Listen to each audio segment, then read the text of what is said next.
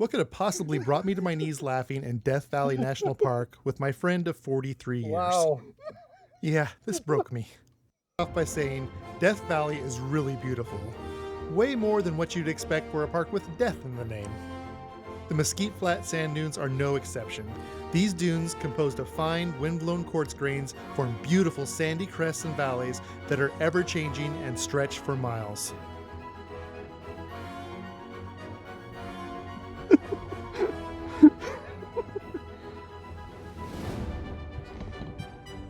I hate sand.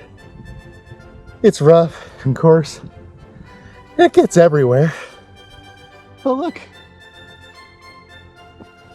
More dunes. I've got good news and bad news.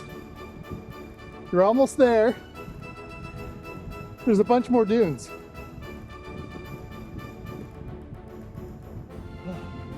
Come on. Ready? Almost there. You want a hand? More surface area. That's what I'm using my knees. My feet keep digging in. Walking among these sand dunes offers a profound sense of solitude and connection to the raw, elemental forces of nature, making it a must-see destination for adventurers and nature enthusiasts alike.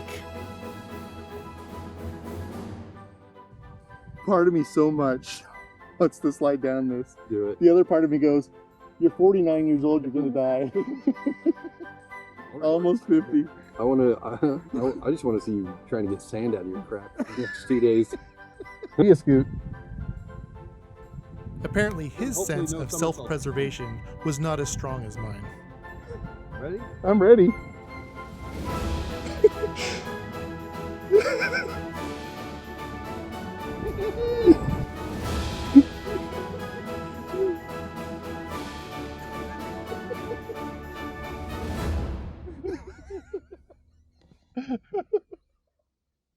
Wow.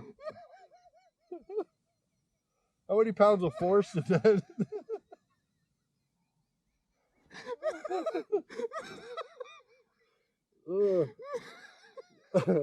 Ready for crop, sir. Just plowed that field. In Death Valley National Park, sunsets are absolutely stunning. As the sun sinks behind the rugged Sierras, the sky, the valley, and the surrounding terrain turn into a mesmerizing blend of colors. The whole valley seems to come alive, bathed in the soft, warm glow of the fading sunlight and cast shadows. Zabriskie Point is the perfect venue to experience the sunset. As you stand looking over the Golden Canyon Trail, it's truly a peaceful, awe-inspiring sight in the midst of one of nature's most extreme landscapes.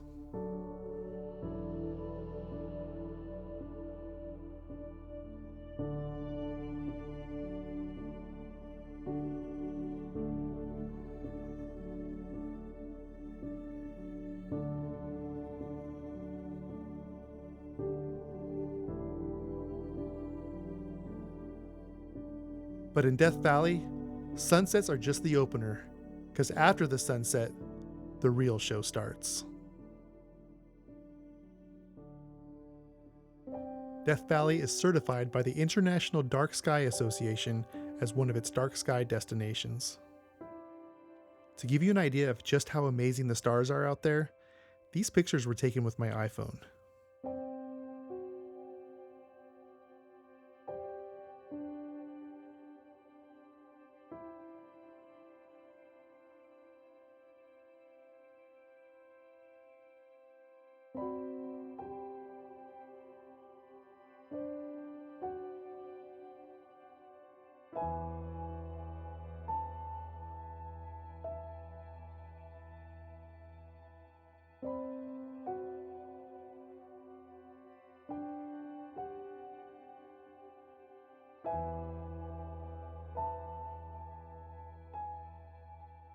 Where do you stay when you're in Death Valley?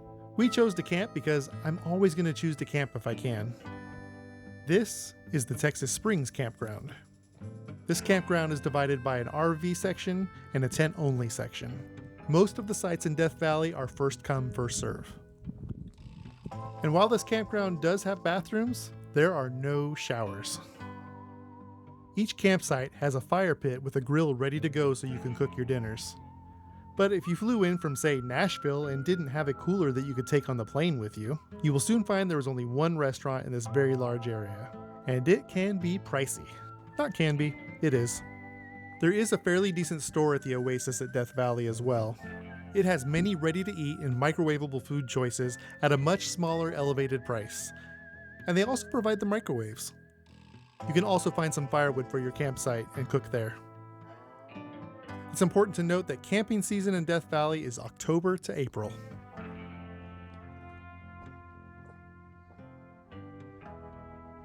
There are 3 audio tours that you can follow in the National Park Service's app. However, it's important to point out that you cannot download the audio, and I had no cell service throughout most of the valley.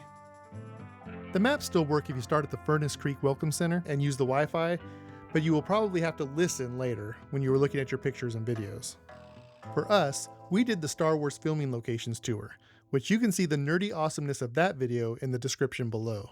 For this video, I just want to share some of the different trails you can follow and show their unique landscapes that are really not that far apart to be so different. The 20 Mule Canyon Trail is an easy and flat 2.7 mile point-to-point trail. Of course, if you only have one vehicle in the park, it's a 5.4 mile out and back trail. 13 miles and about 5,000 feet in elevation from there is Dante's View. From the parking lot, there is a 1 mile trail with a 219-foot elevation gain to get you to the best view of the valley.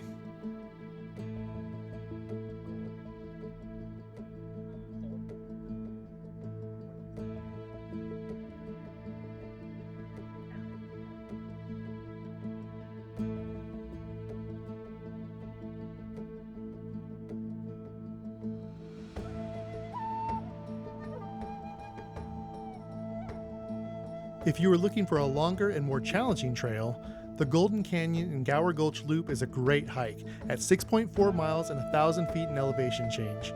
It will also give you a great sense of adventure as you wander through these canyons. The last trail I want to share with you is the Desolation Canyon Trail. At 3.6 miles with a 787-foot elevation change, this out and back trail is about a 2-hour trek. On your way back to camp, make sure to make a pass through the Artist Pallete Scenic Drive.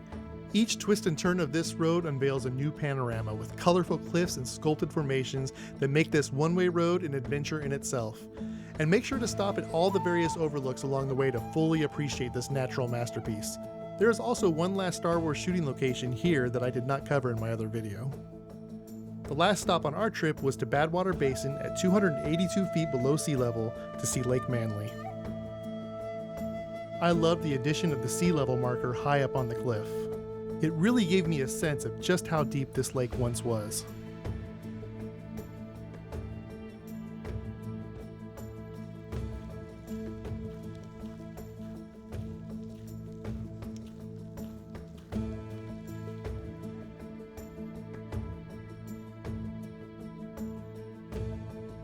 Looking over this lake on a rainy Sunday morning made it really easy to forget I'm in Death Valley. With the overcast and the rain, this was an almost dreamy experience. And one that was really unexpected on this trip, and I'm so glad I got to see it. My next adventures are at the Petrified Forest, the Grand Canyon, and the Meteor Crater in Arizona. Please join me on this journey to all 50 states and all the national parks.